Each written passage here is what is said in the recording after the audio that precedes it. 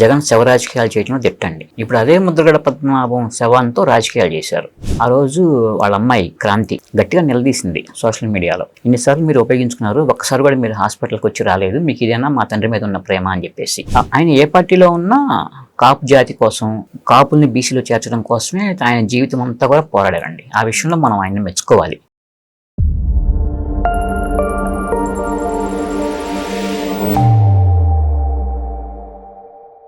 నమస్తే, welcome to think Andhra.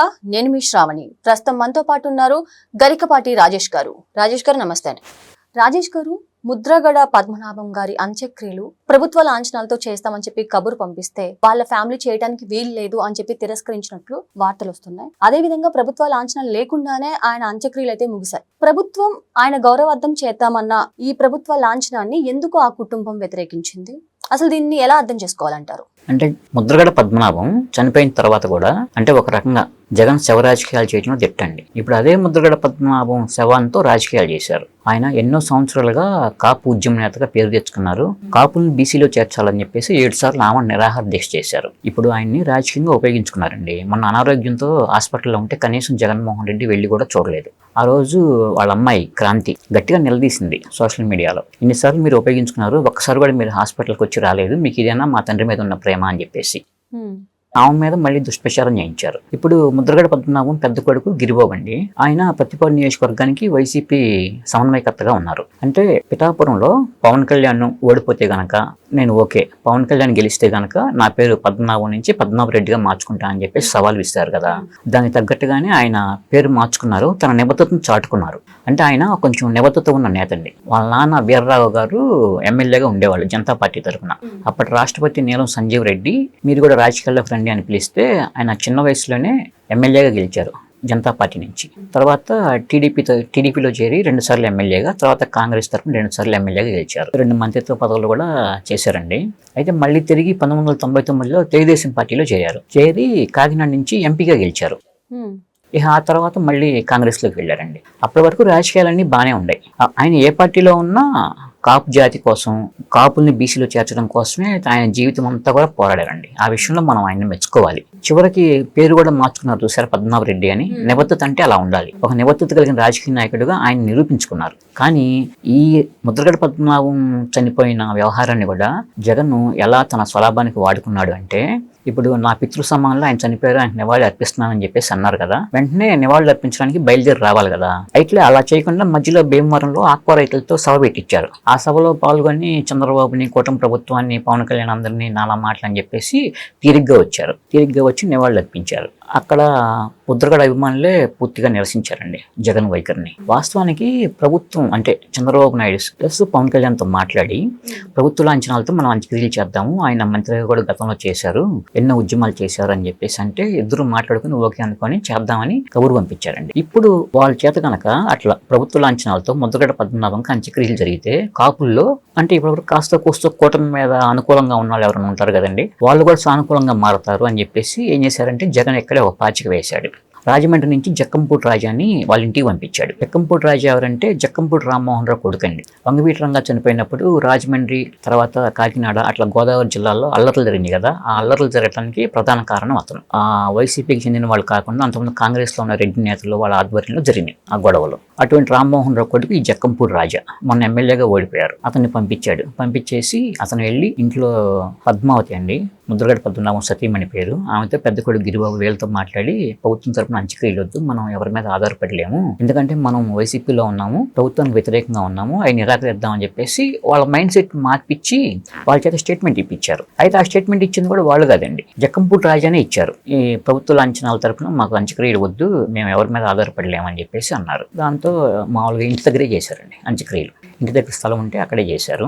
అంటే అక్కడ కూడా కాపుల్లో అంటే కొంత సానుకూలత కూటమి ప్రభుత్వం వైపు వస్తుందనే ఉద్దేశంతోనే జగన్ వేసిన పాచికది. నిజంగా అతను కాపుల మీద నిజంగా ప్రేమ ఉన్నవాడైతే కనుక ఆ రోజు తను ముఖ్యమంత్రిగా ఉన్నప్పుడే కాపు కార్పొరేషన్ ద్వారా వాళ్ళందరికీ కొన్ని ప్రయోజనాలు కల్పించి, వాళ్ళకు ఉపాధి అవకాశాలు కల్పించి వాళ్ళని ఒక మంచి ప్రయోజనాలుగా తీర్చిదిద్దేవాడు జగన్. కానీ కేవలం వాళ్ళని ఏంటంటే జస్ట్ ఓటు బ్యాంక్ గా చూశాడండి. అట్లా ఓటు బ్యాంక్ గా చూడటం వల్లే ఇప్పుడే కాదు, మొదటి నుంచి కూడా అతను జగన్మోహన్ రెడ్డి అనే కాదు, జగన్ తండ్రి వైఎస్ రాజశేఖర రెడ్డి అట్లనే రాయలసీమకు చెందిన కొంతమంది కొంతమంది రెడ్డి నేతలు కూడా వీళ్ళని కేవలం ఓటు బ్యాంక్గా చూశారు. కోస్తాలో కాపు కమ్మ మధ్య విద్వేషాలు రగిల్చి వాళ్ళు రాజకీయంగా లాభపడాలనేది వాళ్ళ అంతిమ లక్ష్యం. ఎప్పుడు అదే అనమాట. కాకపోతే పవన్ కళ్యాణ్ ఎప్పుడైతే జనసేన పార్టీ స్థాపించి కాపుల్లో ఆదరణ తెచ్చుకున్నాడో, తర్వాత మళ్ళీ టీడీపీతో జత కట్టాడో, అప్పుడు నాకు అధికారం దూరం అవుతుందనే ఉద్దేశంతో మళ్ళీ ముద్రగడ పద్మనాభం చేరదీశాడు జగన్మోహన్ రెడ్డి. అప్పటిదాకా లేదండి. ముద్రగడ పద్మనాభం చేరదీసి పవన్ కళ్యాణ్ని చంద్రబాబుని విడదీయడానికి అనేక కుట్రలు పన్నారు. అయితే పవన్ కళ్యాణ్ ఎట్టి పరిస్థితుల్లోనూ జగన్ ఓడించాలి, లేదంటే రాష్ట్రం బాగుపడుతున్న ఉద్దేశంతోనే టీడీపీ, జనసేన, బీజేపీ 3 కలిసి వెళ్లి ఘన విజయం సాధించాయండి. ఆ క్రమంలోనే ఇప్పుడు ముద్రగడ పద్మనాభం చనిపోయారు, సవాల్ విసిరాడు, ఇట్లాంటివన్నీ కూడా మనందరికి తెలిసినాయే. సో వాళ్ళ కూతురు క్రాంతిని కడసారి చూడటానికి ఎవరైనా మనిషి చనిపోయినప్పుడు పంతాలన్నీ పక్కన పెట్టేస్తారు. ప్రతి ఒక్కరూ కోరుకునేది ఏంటంటే అట్లీస్ట్ చివరి చూపైనా దక్కితే చాలా అని కోరుకుంటూ ఉంటారు. సో వాళ్ళ కూతురు క్రాంతి ఏడ్చుకుంటూ తండ్రి కోసం వస్తే కూడా సొంత తల్లి నువ్వు చూడటానికి వీలు లేదు అని చెప్పేసి ఆమెను నెట్టేశారు.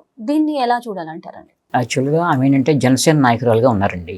అంటే వైసీపీని గట్టిగా నిలదీసి ప్రశ్నిస్తున్నారు. ఎందుకంటే మా తండ్రిని మీరు రాజకీయంగా వాడుకుంటున్నారు, మా తండ్రికి సరైన రీతిలో న్యాయం చేయట్లేదు, మీరు కేవలం మీ రాజకీయ స్వలాభం కోసమే వాడుతున్నారని చెప్పేసి గట్టిగా నిలదీశారు. అది జగన్కైనా వైసీపీ నాయకులకైనా కడుపు మంటగా ఉంది. పాపం అక్కడ తండ్రిని చూడటానికి కూతురు వస్తే ఆమె చూడనివ్వలేదండి. అక్కడ ఉన్న వాళ్ళు ఎవరు కుటుంబ సభ్యులు కాదు, వైసీపీ నాయకులు దగ్గరకు రానివ్వలేదు. చివరికి ఆమె పోలీసుని తీసుకొని పోలీసు బందోబస్తుతో వస్తే అది కూడా దూరం నుంచి చూసింది, దగ్గరకు రానివ్వలేదు. అంటే తల్లి ప్లస్ ఇద్దరు అన్నలు ఉన్నారు కదండి, వాళ్ళు కూడా ఏంటంటే రక్త సంబంధం తర్వాతే ఏదైనా సరే, రాజకీయాలు కానీ ఏదైనా సరే అది దగ్గర పిలిచి అంతా కలిసి చేయాలి. కానీ ఒకే ఒక్క ఆడపిల్ల తండ్రికి జరిగిన అన్యాయాన్ని నిలదీసిన మహిళ, ఆమెను కూడా కనీసం కడసారి చూపు నోసుకోకుండా అంతవరకు చూయించి మళ్ళీ పంపించేశారు. ఆమె వెళ్ళిపోయిన తర్వాత అంత్యక్రియలు నిర్వహించారండి. అక్కడ ఏడ్చుకుంటూ వెళ్ళిపోయింది. అది మాత్రం పాపం మనం చాలా విచారించదగ్గ విషయం అండి. అట్లా వెళ్ళిపోయింది. అంటే రాజకీయాన్ని కూడా కుటుంబంలోకి తీసుకొచ్చి మీరు అన్నట్టు శవాల దగ్గర కూడా ఈ రకమైన రాజకీయం చేయటం అనేది ఎంతవరకు కరెక్ట్ అండి? అంటే జగన్ అంటేనే శవరాజకీయాలు చేస్తారని మనకి మామూలు మొదటి నుంచి ఉన్నదే కదండి. నిన్నే కదా సీది అప్పలరాజు కొడుకు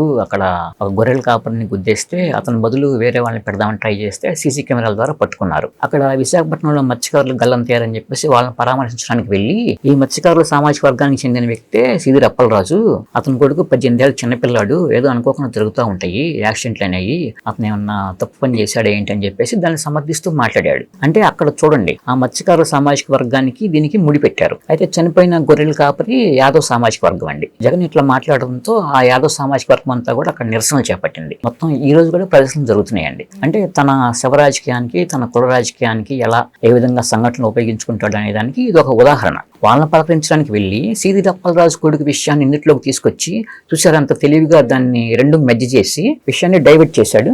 అట్లా డైవర్షన్ పాలిటిక్స్ లో మేటి. థ్యాంక్ యూ రాజేష్ గారు.